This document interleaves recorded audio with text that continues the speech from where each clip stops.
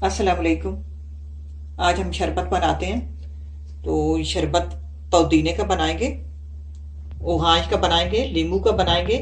और ये मेरे पास इमली, आलू बुखारा, ये मैंने रात को भगो कर रखे थे और उनका मैंने गोदा निकाल लिया है, छिलके फेंक दिए हैं। तो ये उनका गोदा है, मैंने छान लिया है। अब इसका भी शरबत बनाएंगे। इमली और आलू बुखारा है।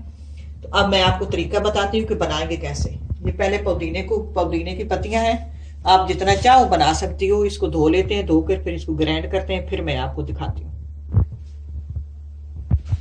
अब ये मैंने छान लिया, ग्राइंड कर लिया और छान लेते हैं।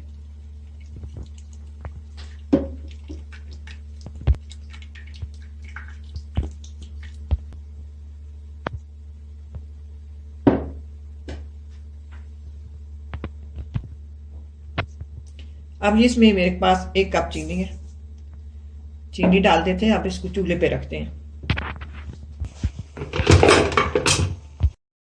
अब ये मैंने तैयार कर रही हूँ। इसमें मेरे पास 1 नींबू है, फुल नींबू, उसका जूस डाल देते हैं। अब इसको तैयार करते हैं जब तक ये घना ना हो जाए। जैसे ये शीरा बनता है इस जर्दे वाला, इस तरह करके इसको घना करना है।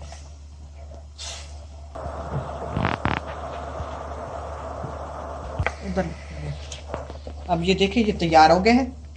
अब इसको बोतल में डाल लेते हैं। अब पुदीने का तैयार हो गया। अब इमली का बनाते हैं, इमली और आलू बुखारे का। इसमें ये होता है कि ये पहले ही खट्टा होता है, इसमें नींबू नहीं जाएगा, सिर्फ इसमें चीनी डालेंगे। एंड पे इसमें सफ़ेद नमक डालेंगे। दूसरों में ब्लैक नमक डालना है, वो मैं आपको दिखाती हूँ। इसी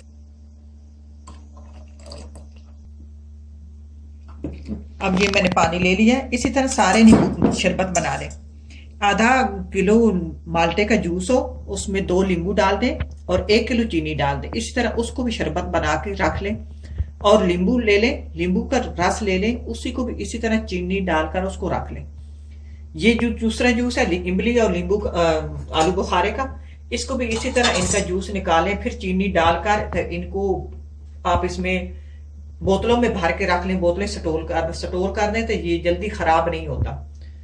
तो ये इस तरह अब मैंने बना लिया है। अब शरबत तैयार करते हैं।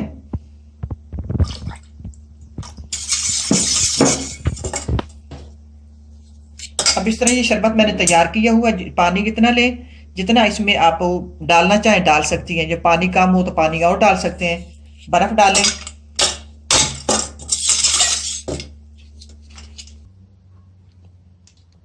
अब ये नींबू शरबत इस तरह तैयार हो गया। अब ये पुदीने का है, ये माल्टे का है, ये इमली आलू बुखारे का है, तो ये नींबू का है। आप इसी तरह सारे जूस ले लें, लेके चीनी डालकर नींबू डालकर, हालांकि इसमें नींबू नहीं डालना। अब ये तैयार हो गए। आपने करना यूं है कि ये जो नींबू का है इसमें काला नमक डालें, पुदीने में काला नमक डालें। अब जब बनाने लगे तो उधर ही डालकर बड़े बर्तन में इसको ट्राई कर लें। और माल्टे में भी ये जो इमली का है, इसमें आपने व्हाइट नमक डालना है कि वो दूसरा इसमें सूट नहीं करता। अब ये आप बना के घर रख सकती हो, जिस वक्त कोई मेहमान आए। ये इतना मजे का और टेस्टी बनता है। ये जो माल्टे का है तो बिलफांटा बनता है, नींबू तो नींबू ही होता है। ये जो पुदीने का है, ये सेहत के लिहाज से और पीने के लिहाज से बहुत टेस्टी, बहुत अच्छा होता है। तो आपको मैं बताती चलूं कि मैं एक बार हम किसी के यहाँ मेहमान गए। अफसोस कुछ करना था, जून जुलाई का महीना था, भाई मेरे साथ था। जोर के बाद हम निकले तो हमें 1 घंटा 1.5 घंटा सफर करके हम यहाँ पहुंचे। स्कूटर हमारे पास था। तो हम जो ही उनके घर पहुंचे, अफसोस किया। फिर उन्होंने किसी बंदे को भेजा कि जा दुकान से बोतल लेकर आ। हमारी प्यास से बुरी हालत। तो बोतल लेने वाला गया तो उसने कम अज कम आधा घंटा लगा दिया। मुझे इतनी प्यास लगी हुई थी, मेरा दिल चाहा कि मैं उठूं और नल का मुंह लगा लूं।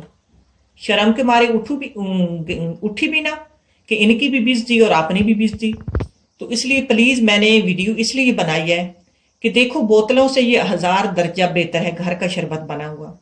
ये आप ट्राई करना इसका पुदीने का।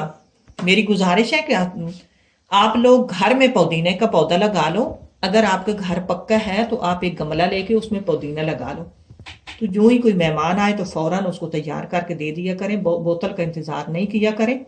एक तो बोतल सेहत के लिए अच्छी नहीं होती, तो दूसरा वक्त बहुत लग जाता है। तो इसलिए आपके घर कोई मेहमान आए या अपना बंदा बाहर से आए तो उसको फौरन तैयार करके दे दिया करें। तो इस तरह आप घर में बना के रख लिया करें, तो आपकी इज्जत आबरू भी होगी और आपके लिए काम भी आसान हो जाएगा। तो ये मेरा मकसद था वीडियो बनाने का। तो प्लीज़ मैं ये आपको फिर मैं कहना चाहूँगी कि ये जो मेरी वीडियो मैंने बनाई है, जो मेरी वीडियो को ये देखे, ये वो पाकिस्तान में लोग रहते हैं उनके साथ शेयर करें कि आप इस तरह का शरबत घर बना के रख लो तो आपको कोई प्रॉब्लम नहीं बनेगी। तो इसलिए मेरी गुजारिश है कि आप उनके साथ शेयर करें और इसको अगर पसंद आए तो लाइक भी करें। इसी के साथ इजाज़त चाहती हूँ। अल्लाह हाफिज़।